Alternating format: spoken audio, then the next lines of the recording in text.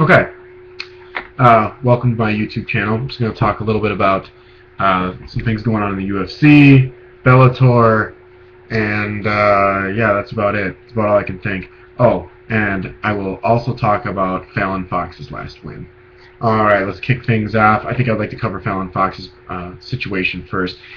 She won her last fight in the third round by putting her knee on her opponent's neck in the third round, and her opponent tapped out from that. My whole point on this whole situation is it obvious to me that it's a guy fighting a girl? I mean, to me, what I see happening is a dude holding a girl down and putting his knee on her neck. Now, if this was two women or if this was two men, I don't think it'd be too evenly matched up for that to happen. It would be as if you put Brock Lesnar in against some average dude like me. I mean, he could probably sit on my head and I'd tap out, or I mean, it wouldn't even have to be a fight, is what I'm saying, and that's what it looked like. It didn't look professional, didn't really represent MMA that well. On the other hand, I think if with how hard it is for women to really discover ways to build their credit in the sport of MMA, I think it's really interesting how Fallon Fox is actually providing a outlet for women's mixed martial arts. Now, every woman that fights, the first woman to beat her that's going to be huge because she was once a man. I mean, if you look at the bone density, just look at Fallon Fox. It's obviously a man in there. So, nothing against Fallon Fox. I think the whole situation is fascinating. I don't really care either way about if Fallon wants to fight as a woman or a man. I like the fact that everyone knows now. Now it's a fair shot. But it's interesting. You have women stepping up that actually want to fight her, and I think that'll be really a fascinating plot point in the future. Okay. So, but on the other hand, I think we're going to see some really unfortunate results in the fight world. All right, so let me. I got these really, really douchey shades on, but I like the way it makes my face look less fat. So you can fucking suck it. Anyways, I'm going to look at the UFC cards we have coming up here. I wanted to touch on a couple big fights coming up that that people don't even really know about. One is Dana White was talking to Ariel Helwani recently at the LA press tour, and at the UFC World Tour that they've been kicking off here with all the major champions in the weight classes coming up. And what Dana said was, with the whole Rory fight, he wasn't impressed, but he is looking to set him up against what's his face? Oh my God, drawn a huge Robbie Lawler. So he wants to set the fight with Robbie Lawler, and I think that'd be interesting. I think Robbie Lawler would get picked apart, but it's going to force Rory into a fight because if anyone knows anything about Lawler, he brings it. He's also susceptible to getting knocked out cold, which is probably what's going to happen when that goes down. The other big fight that I'd like to talk about is Jose Aldo versus Korean Zombie. That's UFC 163. That's going down this Saturday. I'm definitely going to see it. I don't really think the Korean Zombie has much of a chance in this one, and here's why.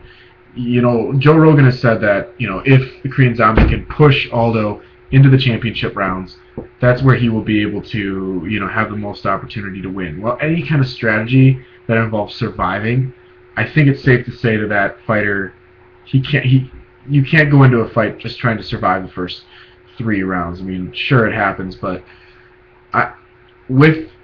with how quick Aldo is and how much of an effective counterpuncher he is, I think the Korean Zombie is going to move forward and he's going to put pressure on Aldo, but I don't think he's fast enough or versatile enough to really be able to create opportunity out of chaos. I think this is going to be Aldo's fight all the way, and I don't think Aldo's going to, I don't think he's just going to allow this thing to turn chaotic. He's going to pick the Korean Zombie apart. And at the end of the day, he's going to walk away with a victory and probably a stoppage in the later rounds. All right. Let me see what else do I want to talk about. I also want to talk about a couple more fights on these cards coming up here. So this Saturday, you got Aldo and the Korean Zombie. That's the headliner, but that's not the only fight on the card. There's a couple other good ones I'd like to talk about here if my computer would load a little fucking faster. Lyoto Machida and Phil Davis. I like this one a lot. It's kind of like the wrestler versus the striker, but where Phil Davis is kind of gaining gaining confidence with his striking, Lyoto has never really shown that much weakness on the ground. I mean, I don't even know anyone that's been able to really take him to the ground or employ any sort of ground game. Okay, so that'll be interesting. Moving forward, we got a lot of interesting fights coming up. I mean, come on, all the title shots that these fighters are getting. Like, look at John Jones. He's gonna have to defend his belt against Alexander Gustafsson. And what I love about this is good old Gus is just as big as Jones, if not an inch bigger, and he's a legitimate top contender. There is nothing hokey or hyped up about this. He is legit, and he's a great contender for the champ. Other fights, Miesha Tate and Ronda Rousey, the rematch, that's going to be a good fight. Miesha Tate is slightly undeserving because she's coming off a loss, her first fight in UFC, but no less that's going to provide a fun one for the fans.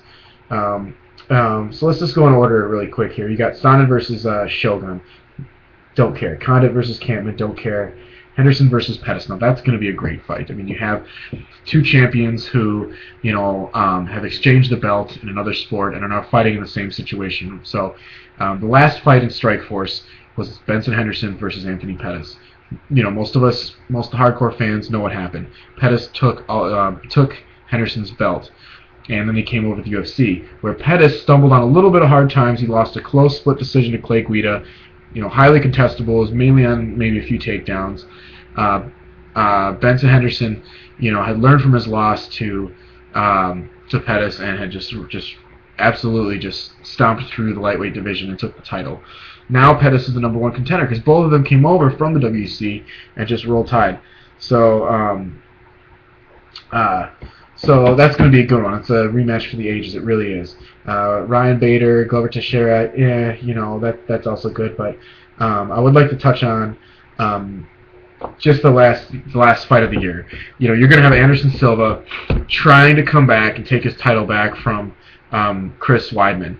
What a lot of fans don't understand is that Chris Weidman, he was winning that fight every time Anderson Silva and him would clash. Every time Weidman would engage, Silva would engage with Weidman, he would immediately start kicking his ass. And I love Silva. I'm actually prejudiced towards, I'm biased in the direction of Anderson Silva. I would love to see him take his title back, but I don't think it's going to happen, and here's why. Anderson Silva, he is fast and he's versatile, but Chris Weidman is the next level of athlete. And I'm sorry, but the sport is looking like it's going to start surpassing Silva. I wrote articles about it, I tweeted about it. I really felt that Anderson Silva had a strong chance of getting caught in this fight. The whole basis of my argument was because of the way he he didn't really get out of the way. He ate a lot of shots in his fight with Stephan Bonner. I mean, sure, it wasn't that, he was just taking them and just bouncing back, and it was all a show, and he dominated. But I really think that Chris Weidman's here to stay. Now, on the other hand, what if I'm wrong and Anderson Silva turns it up a few notches and comes back in the way he did against Chael Sonnen in the second fight? Sure, he barely won the first fight, but he won the first fight, but in reality, Sonnen beat him up for 5 rounds, and then Sonnen got caught. So the second time, Silva had really tightened up his game. This could be a very similar situation. It could be way off. So it'll be interesting to see that play out.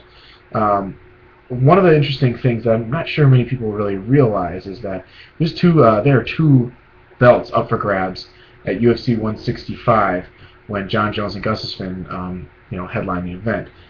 Don't forget, you have Renan Barão versus Eddie Wineland. That's an explosive fight, man. Renan Barão, he might have the interim belt, but that bad motherfucker is pretty much the champ in the bantamweights. I don't know when the champ is planning on coming back and defending his title, and with an injury, it's totally fine. I think he deserves a shot at coming back, and obviously he'll try to reunite the bantamweight title and take Renan Barão's. Just kind of take all the momentum he's had, but I just don't see it happening. But I'm kind of biased towards Renan Barão. I mean, he trains with Jose Aldo, looks very similar in his fight style. That's a very explosive fighter, but never count out. What's his name? Let's see.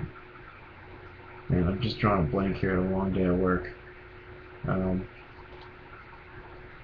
I can't believe I'm drawing a blank. This is ridiculous. All right, stick with me. Dominic Cruz.